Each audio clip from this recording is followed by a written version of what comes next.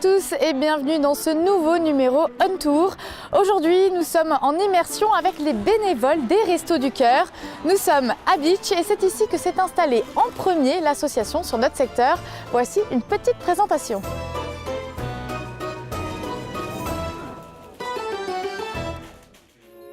Fondés par Coluche en 1985, les Restos du Cœur ont pour but d'aider et d'apporter une assistance bénévole aux personnes démunies, notamment dans le domaine alimentaire, par l'accès à des repas gratuits et par la participation à leur insertion sociale et économique. 72 000 bénévoles ont distribué 135,8 millions de repas à plus d'1 million de personnes en 2016-2017. En Moselle, l'aventure des Restos du Cœur a commencé à Bitche dès 1985 sous l'impulsion du bureau d'aide sociale de la ville. La distribution s'est faite en mairie et au presbytère. 2 ans plus tard naissait l'association départementale des Restos du Cœur de la Moselle.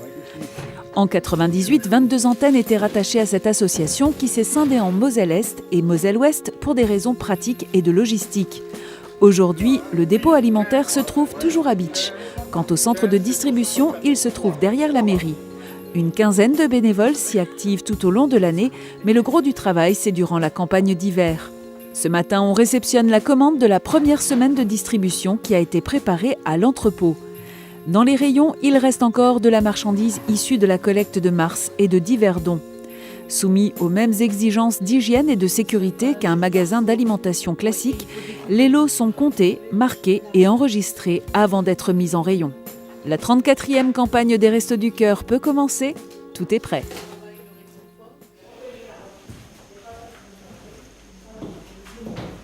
Ah, voilà Annie, bonjour. Bonjour Flora. Alors j'ai entendu dire qu'au resto, tout le monde se tutoyait et s'appelait par le prénom. On ne déroge pas la règle, on fait comme ça? C'est la règle absolue. C'est beaucoup plus simple. On n'est pas là pour faire des niveaux sociaux, on est tous là pour la même cause. Eh bien, on va se tutoyer alors. Ici, on se trouve au centre de distribution, au glacis du château. Oui. Expliquez-nous un petit peu combien de familles sont inscrites ici. On va en profiter pour faire une petite visite. Pour l'instant, toutes les inscriptions ne sont pas closes. On va en faire certainement tout le mois de décembre. Mais là, nous avons déjà 85 familles et ça fait environ 180 personnes. D'accord, et est-ce que c'est plus ou moins que les années précédentes? Pour l'instant, c'est pareil. Oui. Donc là, on ne peut encore rien dire, mais on va certainement atteindre nouveau, dépasser les 100 familles comme l'an dernier. Hein. Et les inscriptions se font même au cours de toute l'année. Et combien de bénévoles travaillent ici? Alors actuellement, nous sommes 20 bénévoles. Donc 3 qui s'occupent exclusivement du vestiaire et toutes les autres sont multitâches. Hein. J'allais dire ici, on n'a pas de poste fixe, sauf parfois des postes très pointus, mais donc chacun met la main à la pâte, là où il faut. Là. Et toi, tu es bénévole depuis combien de temps? Moi, j'entame, si je ne me trompe pas, c'est la 4e année. Qu'est-ce qui a fait qu'à un moment donné, tu t'es dit j'ai envie d'aider, je veux donner de mon temps? Oh, ça, j'allais dire, c'est un peu génétique cette affaire-là. J'ai toujours fait partie d'associations. Et maintenant que je suis à la retraite, on essaie d'occuper son temps, mais d'occuper son temps en fonction de ce qu'on a envie de faire. Donc, en fait, je continue, pas tout à fait ma vie professionnelle, mais un petit peu.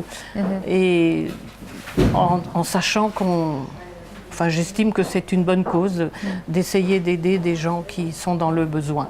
Un besoin matériel, et pas seulement le besoin matériel, c'est parfois aussi... briser la solitude. On a quand même beaucoup de personnes seules, donc c'est important. Et actuellement, est-ce qu'il y a un besoin de bénévoles ici à Bitche? Alors, besoin de bénévoles, il y en a toujours. Ça, même si on peut paraître nombreux, tout le monde n'arrive pas toujours à se libérer. Il y a des rendez-vous, il y a des moments où on ne peut pas venir, mais il faut toujours penser à l'avenir, parce qu'il ne faut pas oublier que la moyenne d'âge des bénévoles se situe quand même chez les personnes retraitées. On a des gens plus jeunes, mais peu de gens qui travaillent parce que nos heures d'ouverture ne sont pas très compatibles. D'accord. Donc il faut penser à l'avenir et puis on est bénévole minimum 1 an, maximum il n'y en a pas. Toute la vie. Tout tant qu'on peut, oui. Alors la première, la campagne de distribution a démarré hier. Oui. J'imagine que là, le travail, il y a énormément de choses à faire. Est-ce que moi, je peux te donner un coup de main? Ah ben oui, il y a de remplir des rayons. Là, je vois qu'ils sont en train de ranger remettre là-bas. le lait en place. Eh ben alors, on va les légumes aider par sont là. arrivés. On y va, tu vas m'expliquer un petit peu? Voilà, donc elles viennent de... Alors, ici, c'est le poste du lait. Donc, voilà, c'est qui va être distribué.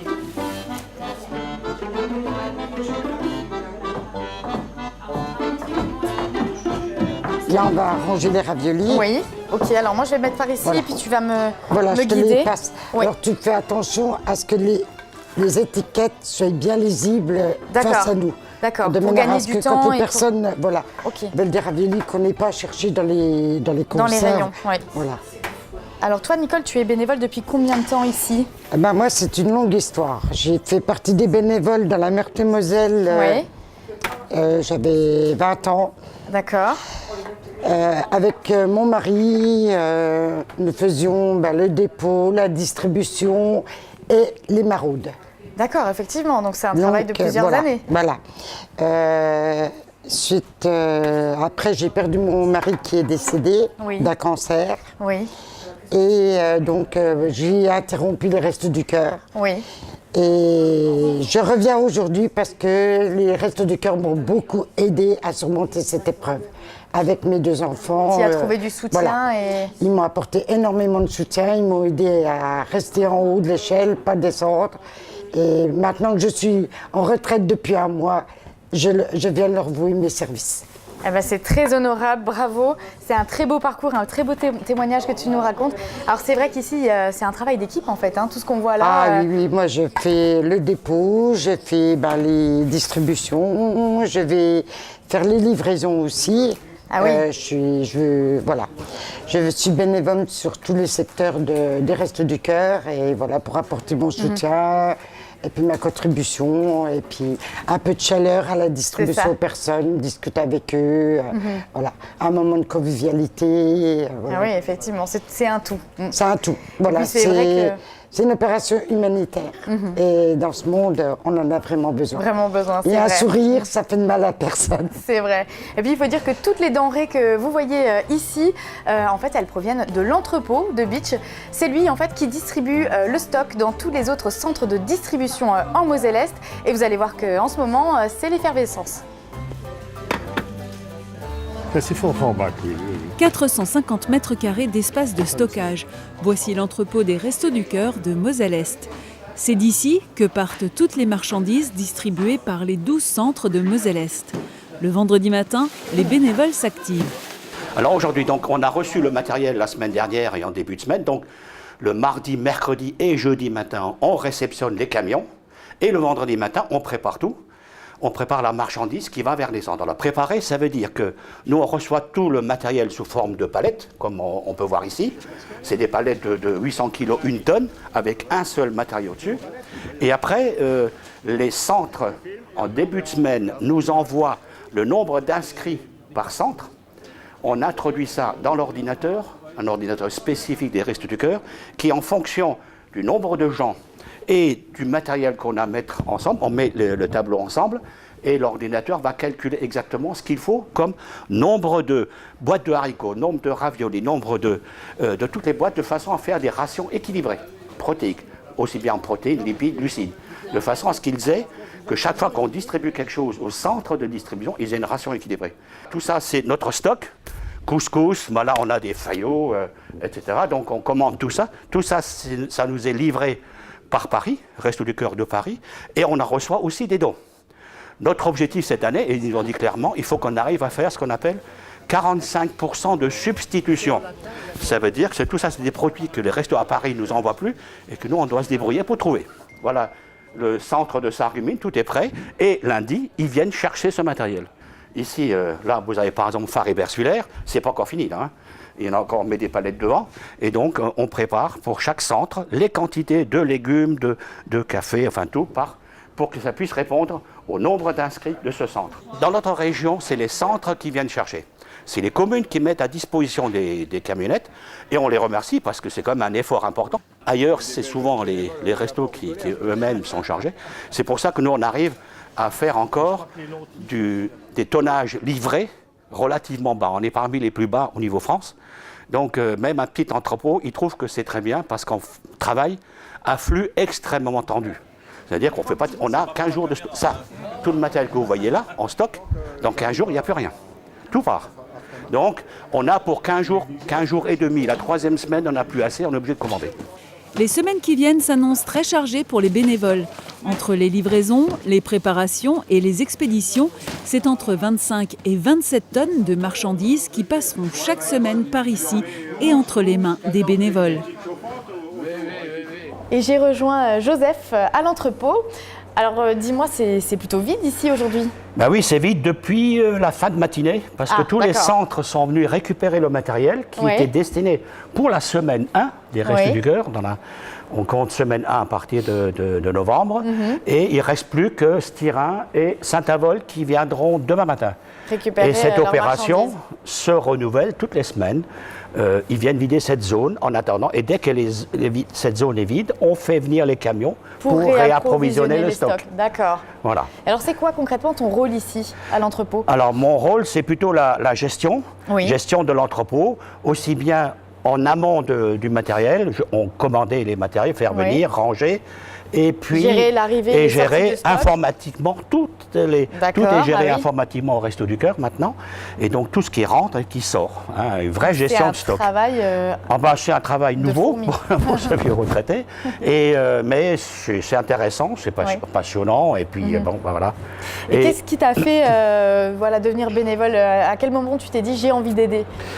Exactement au moment où j'ai pris ma retraite, et je me trouvais à ne rien faire. J'ai rencontré un collègue, le responsable d'ailleurs de l'entrepôt, qui me connaissait, il m'a identifié et il m'a dit: toi, tu serais très bon pour l'entrepôt, pour manipuler les ordinateurs et la gestion. Parfait, il avait raison. Et donc, c'est comme ça que je suis rentré dedans et j'ai mis une main, et après, c'est complètement englouti.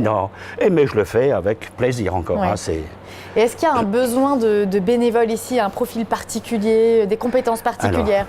Alors, on a besoin de des gens qui manipulent, parce que ce sont quand même, comme vous pouvez voir, des colis qui sont assez lourds, donc il faut quand même des gens qui puissent manipuler. Et donc après, on a des équipes de réception du matériel, de rangement, et puis aussi des gens qui viennent préparer à l'arrière. Et nous savons, la demande particulière, c'est éventuellement quelqu'un qui sache manipuler l'informatique et venir travailler à l'entrepôt pour donner un coup de main à la gestion de l'entrepôt. C'est un poste important.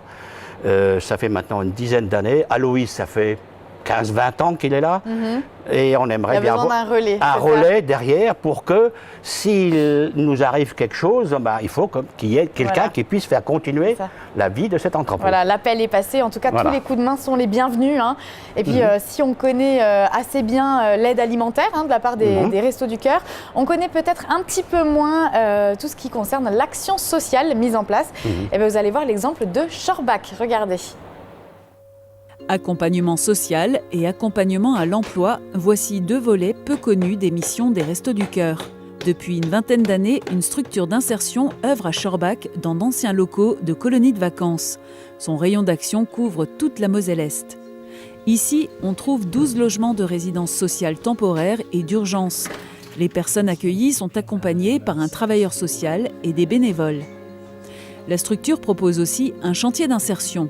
15 salariés travaillent à temps partiel au sein même de la structure ou pour diverses collectivités. En CDD, ne pouvant excéder 24 mois, ces salariés bénéficient également d'un accompagnement vers un retour à l'emploi. Jean-Claude Bure est le responsable de la structure. Il est bénévole. Au niveau de la résidence, là on est dans des situations où je pense que la période de l'année, la saison hivernale qui va démarrer, on a beaucoup plus de demandes aussi d'hébergement dans le logement que précédemment, que cet été.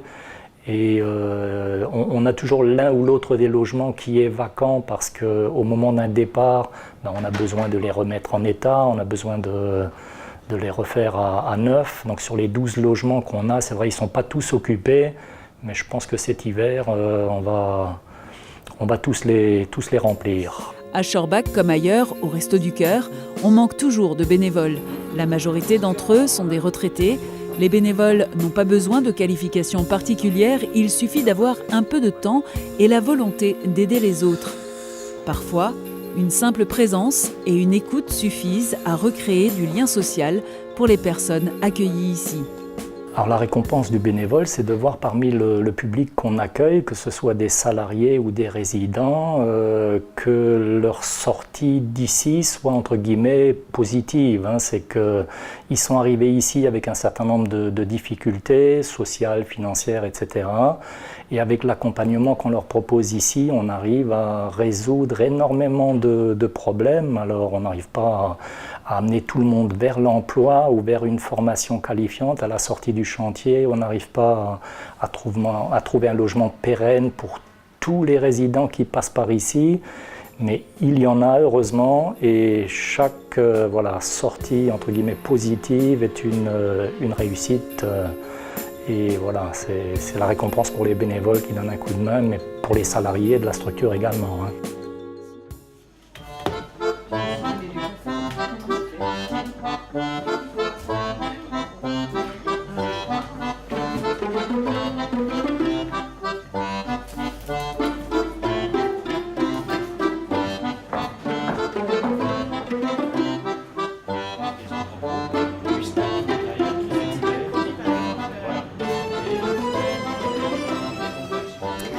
Voilà, notre émission est peut-être terminée, mais en tout cas, pas l'action des bénévoles. Vous pouvez vous aussi faire partie de l'aventure. Tous les profils sont utiles et toutes les informations sont disponibles sur le site www.restoducoeur.org.